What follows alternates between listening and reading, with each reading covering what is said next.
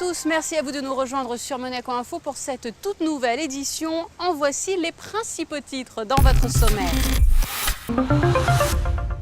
La mise en application du nouveau schéma de circulation sur la place du Casino. Dominique Poulain reviendra sur le concours de pêche et le tournoi de marquage des thons.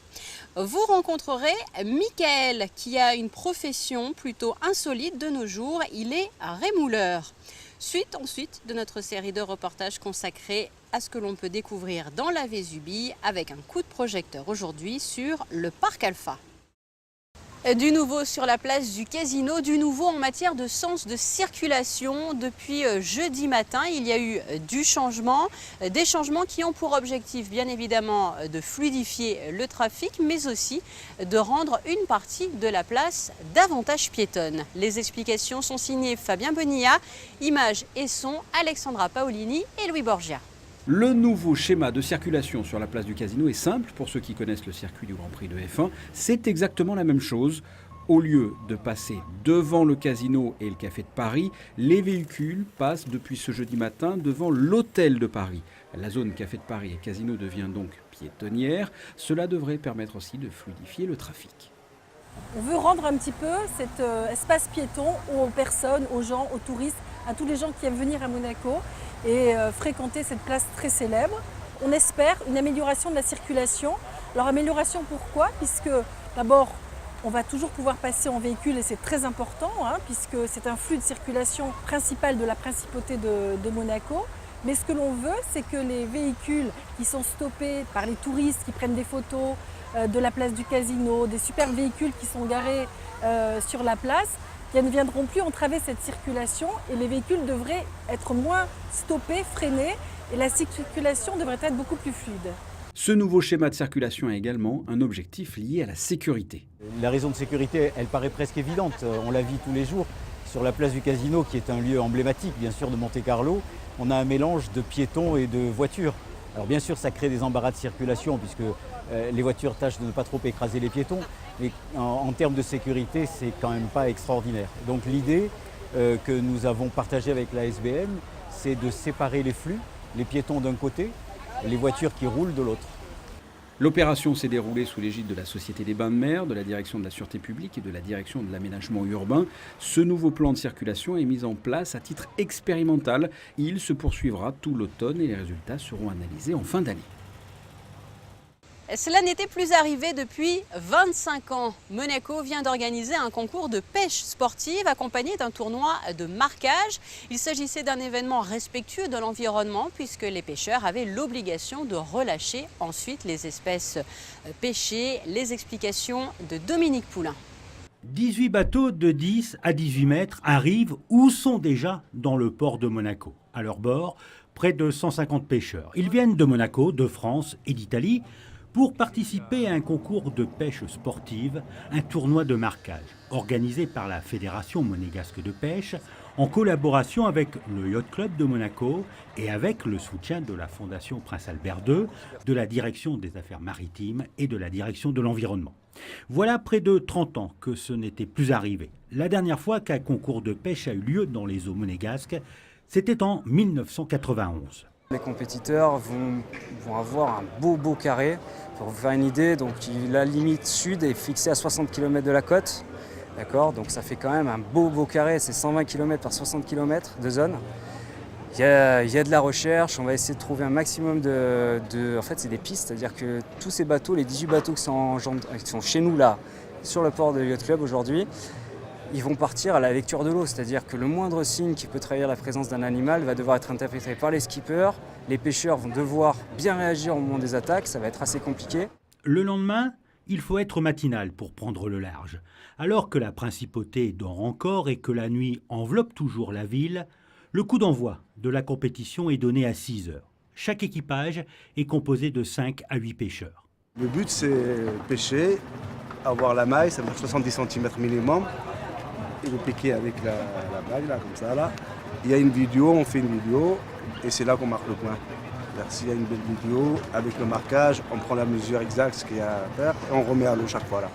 Le but, c'est de remettre à l'eau avec un tagage comme ça. Là. Seule condition pour cette pêche sportive en total relâche, attraper le plus grand nombre de thons rouges et surtout les relâcher à la mer. L'idée en fait c'est vraiment de booster la compétition avec une maille à 75 cm, c'est-à-dire tout poisson attrapé par en dessous ne compte pas. C'est-à-dire que c'est comme si une canne était partie. Parce que dans le jargon des pêcheurs, partir ça veut dire que la canne est partie, qu'un poisson a attaqué la canne.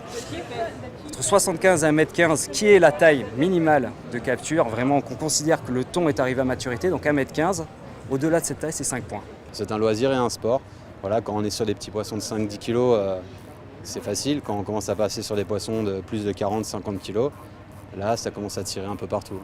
Quant au marquage, le but est de connaître le comportement de l'animal et son développement depuis la pose du tag. Tout le monde va être équipé de tags spaghetti, donc chaque bateau aura des tags, 5 tags par bateau. Le but du jeu, ça va être d'essayer de marquer un maximum de poissons pendant cette journée. Donc on appelle ça des tags spaghetti, c'est des petits tags qu'on va placer dans la dorsale du poisson. Et ça permet en fait de contribuer à un projet scientifique dans le but de contribuer à la recherche sur les études de la population de thon rouge présente en Méditerranée et dans les eaux monégasques. Les concurrents doivent par ailleurs se filmer au moment de la prise du poisson et de son retour à l'eau. Les équipages marquent un certain nombre de points selon la taille du poisson. En fin de journée, retour au Yacht Club pour la remise des prix. 10 000 € de lot sont attribués aux 3 équipages qui ont marqué le plus grand nombre de points et à l'équipage qui a tagué le plus grand nombre de thons rouges. Dans les cuisines des restaurants, chaque corps de métier a son importance et constitue ainsi le maillon d'une chaîne qui permet au client de recevoir à table le bon plat qu'il avait commandé. Justement, dans cette perspective, Fabien Bonilla et Lionel Bernardi sont partis à la rencontre d'un artisan aiguiseur à La Turbie. Nom, Impagliazzo. Prénom, Michael. Profession, rémouleur. Vous ne savez peut-être pas ce que c'est. Eh bien, cela veut tout simplement dire que Michael est un aiguiseur de couteaux, un des rares de la région. Il exerce sa profession dans un local à La Turbie. Michael Impagliazzo aiguise des couteaux depuis 2005, il y a 13 ans, presque par hasard. C'est des amis qui partaient à la retraite et qui ont cherché à avoir quelqu'un pour reprendre l'activité. Et moi, à ce moment-là, j'étais au chômage, je cherchais un peu ma voie, je savais pas trop ce que j'allais faire. Et du coup, c'était assez intéressant de voir ce qu'allait se passer en essayant, quoi. Et puis finalement, ça m'a beaucoup plu. Et du coup, ça fait effectivement 13 ans maintenant que je fais ça. Ouais. Michael, équipé de ses meules, effectue chaque jour un travail d'orfèvre. Il y a une première étape qui consiste à manger un petit peu de couteau pour rattraper les formes, pour avoir un éminçage qui touche bien sur un couteau qui touche bien sur toute la planche. Ça, c'est la première étape. Ensuite, on va l'aiguiser, on va donner l'angle qu'il faut. Et après, la dernière étape, c'est le polissage. On va le faire briller, on va le faire beau. Et c'est ce qui va aussi donner le tranchant rasoir, vraiment comme un rasoir. Ça, c'est ce que les cuisiniers aiment bien avoir. Ouais. Le nom exact de sa profession est rémouleur et il n'aiguise pas, il repasse. Peu importe les termes, Michael exerce un métier passion. Je suis passionné de couteau depuis tout petit, donc ça me plaît Et puis ce qui me plaît surtout, c'est de rendre service, de vraiment servir à quelque chose. Grâce à moi, entre guillemets, ils vont travailler plus correctement, plus vite, ils vont moins se faire mal. C'est quelque chose qui me plaît de rendre service comme ça aux cuisiniers. À Monaco, je travaille beaucoup avec tous les gros restaurants de Monte-Carlo, les grands chefs, tous les restaurants étoilés, etc. C'est moi qui fais. Moi, je vais de Menton jusqu'à Nice. Après, je fais plein de choses. Je fais des traiteurs, je fais même des particuliers qui viennent, qui sont amateurs de couteaux, qui me donnent leurs couteaux de chasse, etc. Mais particulièrement, 95% de ma clientèle, ça reste des restaurateurs, des cuisiniers. Ouais. Michael, dans son atelier, aiguise environ une centaine de couteaux chaque jour. Le nom de la société, Bellobusto Aiguisage et Coutellerie. Il est situé place Théodore de Banville à La Turbie. Et nous vous proposons à présent, comme chaque jour, de partir dans la vallée de la Vésubie. Après la spéléologie, l'escalade ou encore le canyoning, aujourd'hui, Fabien Bonilla a rencontré des loups. Si.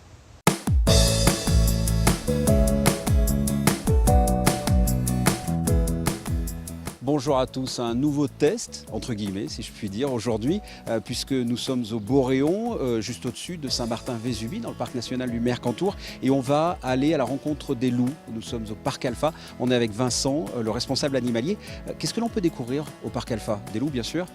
Oui, donc on peut y découvrir 3 meutes de loups, avec 2 sous-espèces différentes. Donc des loups du Canada, qui sont une des plus grandes sous-espèces de loups à l'état sauvage et aussi en captivité. Et la deuxième sous-espèce, des loups gris d'Europe, qui est plus commun et qui ressemble notamment, qui est assez proche du loup qu'on peut connaître à l'état sauvage. On peut également y découvrir des chamois, des lièvres variables, également une petite ferme pédagogique avec des animaux de la petite ferme. Et sur la saison estivale, juillet-août, également spectacle de rapaces sur les 2 mois d'été, juillet-août. Là, c'est un parc qui a quelle dimension à peu près? Alors l'ensemble du parc fait 11 hectares et il est divisé en 2 parties, donc ce qu'on appelle le temps des hommes qui est plutôt dédié à justement un peu la manière dont le loup est perçu par l'homme au travers de 3 cénovisions. Et la seconde partie, donc le temps du loup, qui fait à peu près 6 hectares. Donc là on est sur la partie où on va trouver notamment ces 3 meutes de loups, les chamois et les lièvres. Qu'est-ce qui intéresse selon vous autant l'homme par rapport au loup? Pourquoi il y a autant de monde qui vient comme ça au parc Alpha? Qu'est-ce qu'il a de particulier, cet animal mythique? Comme vous venez de le dire, effectivement il y a un côté mythique autour du loup. Il fait peur mais il attire aussi. Voilà, il y a ce paradoxe entre, effectivement, c'est un animal mythique qui attire, qui a un côté fascinant, mais qui effectivement, de par tout ce qu'on a pu entendre au niveau des contes, des légendes, qui pour les 3 quarts, enfin même plus que les 3 quarts étaient probablement fausses, a amené cette peur que l'homme peut avoir du loup. Et vous qui le connaissez bien, il est comment en fait? Comment est un loup ici au parc Alpha? Voilà, nous on essaye en fait de rétablir une certaine vérité et réalité autour du loup. Donc on est là pour expliquer comment vit un loup, la vie sociale, le fonctionnement de meute. Et on montre aussi au final au quotidien que le loup a naturellement peur de l'homme. Tout simplement parce que pour nourrir les loups, on va rentrer dans les enclos, on va faire différents entretiens dans les enclos, comme du débroussaillage, des nettoyages d'hiver. Et par ce biais-là, ça nous permet aussi de prouver aux gens que le loup, même s'il nous effraie, finalement, il a peut-être plus peur que nous que l'inverse. Avec des naissances aussi, pas mal. Voilà, alors cette année, on a une naissance, Fenrir, donc chez les loups du Canada, et qui se porte vraiment bien. C'est vraiment un beau petit louveteau. Vincent, merci. Merci pour c'est pas vraiment un test, mais en tout cas cette découverte ici au parc Alpha. Et on se retrouve pour un prochain test. Bye bye.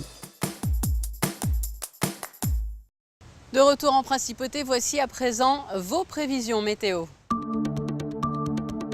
Vendredi, du soleil, le ciel devrait être bleu tout au long de la journée et bonne nouvelle, le mercure passe sous la barre des 30 degrés. Samedi, alternance de soleil et de nuages, mais belle journée globalement. Dimanche, un ciel toujours un peu plus incertain que les jours précédents. Lundi 13, peu de changements, des températures stationnaires et mardi 14, arrivée de la pluie qui devrait persister pour le 15 août. Et c'est ainsi que se referme cette édition. Merci à vous de l'avoir suivi. Je vous rappelle que l'actualité monégasque, c'est aussi sur le www.monacochanel.mc ainsi que sur nos réseaux sociaux. À très bientôt.